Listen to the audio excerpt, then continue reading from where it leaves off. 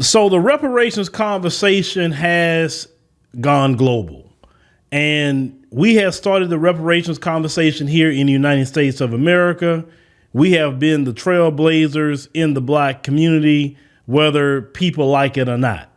There are even some that resent us as black Americans because we run the yard when it comes to the conversation. Not to say that we elected ourselves for that.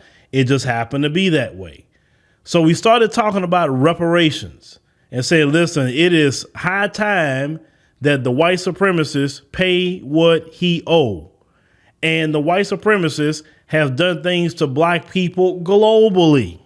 So this is why this conversation has become global. Case in point, you have one sister that's on a program with Piers Morgan. Now, you know anything about Piers Morgan? You know that he has been in the media a long time. He's British. He even had a show here on CNN at one point in time. You know, this guy is going to side with the white supremacists.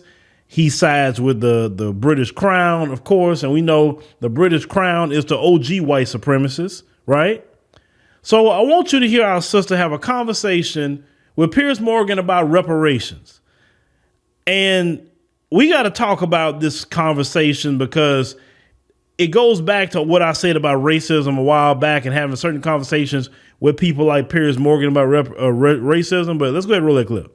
Should the Vikings and the Romans also, through their modern day ancestors, be paying me reparations for what they did to my family? So I'm not talking about slavery, I'm talking about colonialism. It's not slavery, you're not listening to me. Yes, I am. The Vikings and Romans didn't make us slaves. No, yes, you're talking about the Roman Empire, which included No, I'm talking about the Romans and the Vikings coming over here and causing immeasurable harm to my ancestors. Empire and slavery. Should Italians and Norwegians be paying me reparations? In one sentence, Iman, in one sentence. Go ahead. What do you want? In one sentence, what's your idea? Thank you, Tessa. You want money? You want money? You want money? Okay. Then I want money from the Vikings and the Romans. Paul, I think Paul, be very patient. No, but the Commonwealth is a force for good.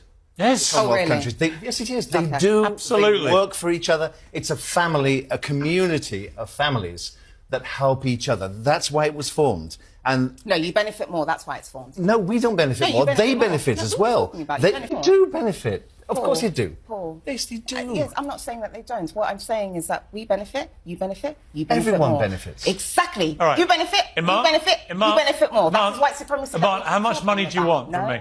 That's what I keep talking about. How much money do you want from me? The National Commission on Reparations said that Jamaica, for example, is how much do you want from me? 1.2 trillion. How much do you want from me? It's not about my feelings and not from you. I'm not. This isn't about me. And we've all got to chip in, right? So how much do you want? How much money could I give you for something that had nothing to do with me, right? That's why I want it. How much money could I give you to make racism better? Nothing. Keep ignoring that conveniently. We're talking about the legacies of the Crown slavery and colonialism, which includes racism. I don't know why you've come on deciding to speak like a robot today, but it's not really working. Because you don't listen. That's why. But nor does talking to me like that. Doesn't work. Okay, well, how about listening? But I will happily pay listening? If you could convince me that it will change racism one iota in this country, I will pay you a check for the damage inevitably that was done by my relatives when they weren't being attacked by Vikings and Romans. I will pay you reparations if I think you have any argument for why I should. And you know what? There isn't one. One thing I told y'all long while ago, especially on the African Diaspora News channel,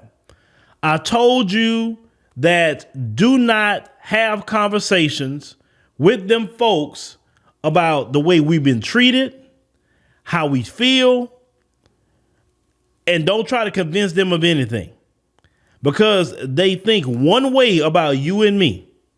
One way as a collective. Now, there's some individuals who may get it. There's some individuals that within their group may say, hey, we need to do the right thing. But unfortunately, those individuals isn't the majority, unfortunately. Those who are the good individuals, they aren't running the countries. They aren't in the media. They aren't the DA, the prosecutors. They aren't the judges. They aren't anything like that, unfortunately. And they're so far and few in between. I'm a firm believer is to focus on the collective, not the individual, even though individuals can be great. But I told you, do not have conversations with them about racism, because racism is what their culture created. And they need racism because you take racism away from them, what do they have? What do they really have that they say is theirs in the world? Nothing but racism, white supremacy. So you take that away from them, you literally take away their identity. And unfortunately, their identity is to have a hatred for the black man and black woman throughout the world. They never want to do what's right toward black people globally, and definitely not to us here in America. So I told you, don't discuss racism with them. For what? If you want to have a conversation about racism, have that conversation with me when you make racism illegal. I'm going to repeat that again. Have that conversation with me when you make racism illegal. When one of them say the N-word to one of us and they go into prison for 5 years because it's illegal. Once you start telling me those laws on the books and those laws are being enforced, then we can start talking about some racism conversation. Unless America and all those other Western countries take it to that level, I don't want to talk. There's nothing to talk about. Now let's get to reparations. You heard our sister having a conversation and she's being triple teamed by these white supremacists, but the sister held her own. If Piers Morgan would have told me about the Vikings, I would say, well, okay, we'll go get your reparations from them then. What they got to do with black people? Why every time that we mention reparations, you trying to mention something else? If you think somebody owe you, go get that. Why when we talk about what's owed to us, everybody got it all of a sudden start talking about something's owed to them. What about us? What about this? What about that? What about why you didn't talk about this before we talked about it? We got to do every freaking thing for you. We're not doing nothing for you. We're doing something for ourselves. So he brought up the classic white supremacist line. Well, I don't want to pay. You're going to pay because it's your government. So you pay taxes, you're going to pay. It's just that simple. You have no choice in any other thing your government do. Your government send money all over the world. Your government spend money on anything. You ain't say nothing about your tax dollars. But when it comes to black people getting reparations, all of a sudden now you an economist. Now you a bookkeeper now. Now you want to know where the money going and how much you should pay or not pay. Or you're not going to do this and you're not going to do that. You haven't told your government not one day what you're not going to pay. Because at least in America, I'm not talking about the UK, but in America, you don't pay, the IRS going to come see you. So you're going to pay one way or another. And UK, I know y'all got something similar to that, the monitor taxes. If you don't pay, they're going to come see you. So if they institute reparations, you're going to pay. Now this sister said that reparations for Jamaica is like 1.2, 1.3 million. And the British owe that. And she have every right to be talking about reparations for Jamaica. And I want the Jamaicans to get their reparations. Just as much as I want us to get ours. He says, well, how much is my reparations? How much? It don't matter. Because like she said, it's not about you. It's the government. It's the UK government that is still in operation, that has made lots of money off of the backs of black folk. And black folks got nothing out the deal. They the one that owe. Now, something he brought toward the end that I want to touch on.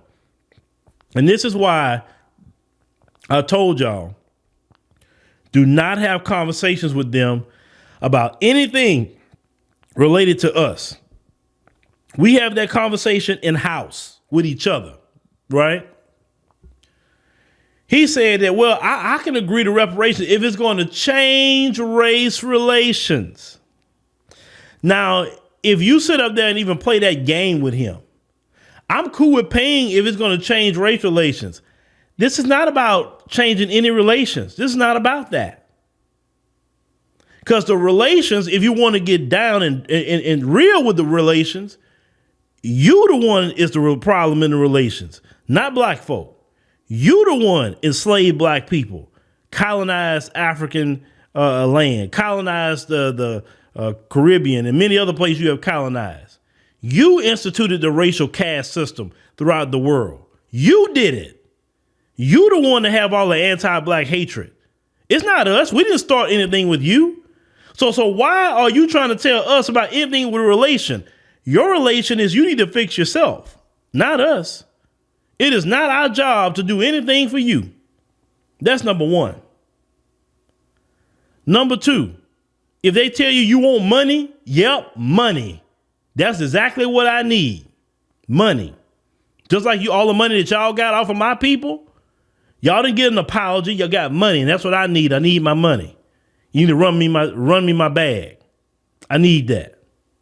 In the UK, run you your pounds. All that gold you got sitting in there you stole from Ghana that's backing up your British pound, right? So go ahead on and give me my British pounds. I need that as my reparations. Because reparations was paid to the slave owners in the UK all the way up to 2015. Their descendants got money before losing their slaves all the way up to 2015. So they paid reparations. United States of America paid a reparation to slave owners in this land for losing their slaves. $300 at that time per slave. Paid an equivalent in 2023 standards, $5,500 per slave. That's what they got. So for every slave, they got good money for them. That was given by the U.S. government. So don't tell me there's not a precedent for paying a reparation to anybody, because they done it. But when we talk about reparations, we need to speak loud, speak proud, don't back down on. But when we talk about reparations, it's always cash payments. Cash payments. That's exactly what it is. It's not no programs. It's cash payments. You want to give a program? Fine, give that. Cash payments and some tax-free benefits? Fine. But everything has to be cash payments first, and anything else you want to give, I'm good with it. But it's cash payments. We do not have conversations with these people. And if you are going to have conversation with them, you need to be very upfront, bold. Don't bite your tongue. Look at them straight in the eye when you talk to them. Don't be afraid to tell them what it is. When they bring up other groups of people, because they may bring up a Ramaswamy up there and say, well, what about us? We didn't get any reparations. I'll say, well, maybe you need to talk to the British about what happened in India. Maybe you talk to them about that. Well, what about us in this country that deal with discrimination? You came here for a better life, correct? Yes or no? Yeah, I came here for a better life. Okay, that's your reparations. You got your better life. You're sitting here talking to me, right? You're not in the slums in India, are you? See, you got to talk like that to people. You got to tell them that. Their reparation is coming here to a country that was already built. Come here to a country where black people already got the freedoms for you. When you got here, you didn't have to go through anything. You didn't have to go through no water, no white water fountain, no colored water fountain. You don't have to go through segregated schools. You don't have to go through church bombings. You don't have to deal with the Klan. You don't have to do anything. You just waltz your happy self in here off of the backs of black people. And then you complain that black people saying, look, this is what we owe. This conversation, this conversation is a black conversation and a white supremacist conversation. It is not a black conversation in Indian and Asian and Latino, and it is not y'all business to even get involved with. Nothing. You can talk about your taxes. You should be happy to pay American taxes. It wouldn't be for you coming to this country. You wouldn't have the opportunity you have today. So keep working, keep doing what you're doing. Enjoy your life. Let black people and the white supremacists deal with our history and what we got to straighten up. Because the fact is, it's nobody's business what it is, but our own. But I don't know who this sister is, because they didn't show her name. But I definitely would like to reach out to her, because, you know, I definitely like how she was holding her own, but I would have told him a few more things. I would have had Piers Morgan upset. I would have had him blood red, because I love when they try to approach me like that. I love it, because I got something for you. You tell them, you going to pay reparations? Oh, yes, you are. You going to pay it. Watch. I bet you pay it. As they see at one point in time in history, they said black people always be colonized, black people always be enslaved. They said that at one point in time.